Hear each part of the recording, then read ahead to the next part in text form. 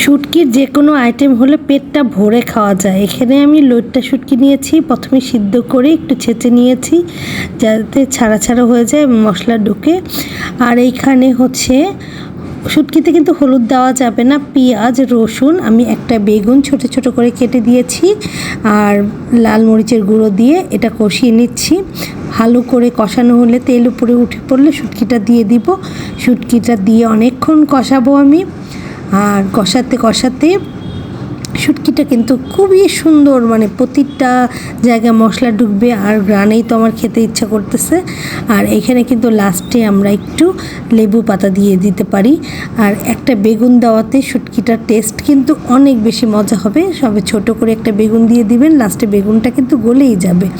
এই যে আমি লেবু পাতা দিয়ে দিয়েছি, শুটকিটা হয়ে গিয়েছে এবং খুবই লোভনীয়।